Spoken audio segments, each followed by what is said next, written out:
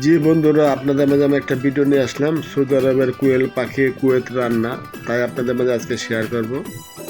তো আমার ভিডিওটা দেখতে থাকেন শুরু থেকে শেষ পর্যন্ত। অবশ্যই আমার ভিডিওটা লাইক ও শেয়ার দিবেন। তো চলুন ভিডিওটা দেখা যাক। আপনাদের উদ্দেশ্যে ভালো একটা জিনিস নিয়ে আসলাম, সৌদি আরবের কোয়েল পাখি কুয়েতে রান্না। তো চলুন শুরু করা যাক আমার ভিডিওটা। তো বন্ধুরা, আসসালামু আলাইকুম ওয়া রাহমাতুল্লাহি ওয়া বারাকাতুহু। তো এখানে স্টিকার দেখতে পাচ্ছেন যে সৌদিয়া লেখা। তো এখানে সৌদি আরব থেকে কোয়েল পাখি এখানে কুয়েতে পাওয়া যায়। তাই এখানে আজকে কোয়েল পাখি রান্না করব কুয়েতে। তাই আপনাদের মাঝে আমি আজকে ভিডিওটা শেয়ার করলাম। জি বন্ধুরা, দেখতেছেন এই যে কোয়েল পাখিটা আমি হাতে নিলাম। তো আজকে কোয়েল পাখি দিয়ে খেপসা পাকাবো, তাই আপনাদের মাঝে আমি ভিডিওটা শেয়ার করলাম। তো কুয়েতে খেপসা যারা আরব দেশে থাকে ওরা অবশ্যই খেপসা কীভাবে রান্না করতে হয় অনেকেই জানে। আবার যারা রান্নার কাজে না থাকে ওরা জানে না।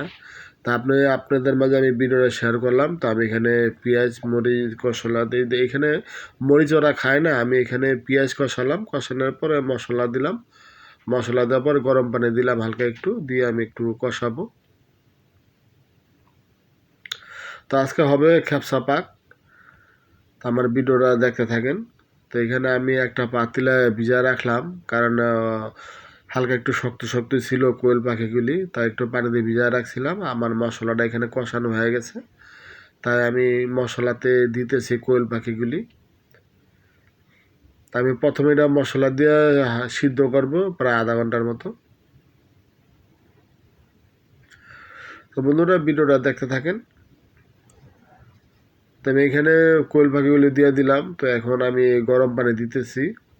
গরম পানি আমি আলাদা বসাইছিলাম, গরম পানি দিতেছি আমি এখানে। পরে আধা ঘন্টা আমি সিদ্ধ করবো এটা গরম পানি দিয়ে।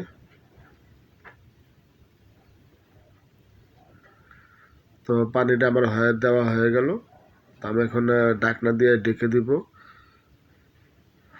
এখানে আমি বন্ধুরা আরেকটা পাতিলা নিলাম। এখানে আমি ভিন্ডি দিয়ে আলাদা একটা তরকারি পাকাবো, কারণ খেপসা তো শুকনা শুকনা হয়, আলাদা কোনো ঝোল থাকে না। তাই আমি এখানে আলাদা ভিন্ডি নিছি, ছোট একটা পাতিলা নিয়েছি, এখানে পেঁয়াজ কাটলাম। তা আমি এখানে একটা তরকারি পাকাবো আলাদাভাবে।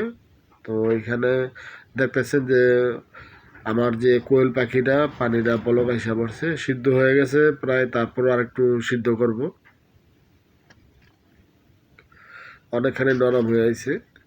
তো আমি আর একটু সিদ্ধ করব যাতে ভালো করে হয়।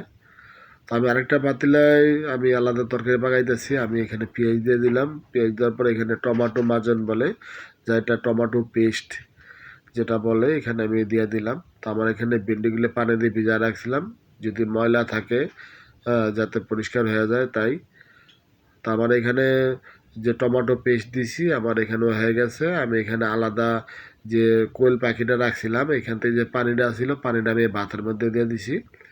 আমার ভাতের খেপসাটা কালার হওয়ার জন্য, খেপসা কালার হওয়ার জন্য আমি এখানে পানি যে বসাইছি পাতিলায়, আমি এখানে পানিটা দিয়ে দিব। তো আমি অবশেষে কোয়েল পাখির যে পানিটা ছিল ওই পানিটা এখানে দিয়ে দিছি। এখানে আমি চাউল চড়াবো। তো পানিটা এখান থেকে ডাইলে আমি আরেকটা বড় পাতিলা দিলাম। আমার দেন খেপসা কালারটা চাউলটা অনেক লম্বা হয়ে গেছে। তো আমি এখানে যে মশলা ছিল এই মশলাটা আমি এই বড় পাতিলায় দিয়ে দিছি মশলার পানিটা।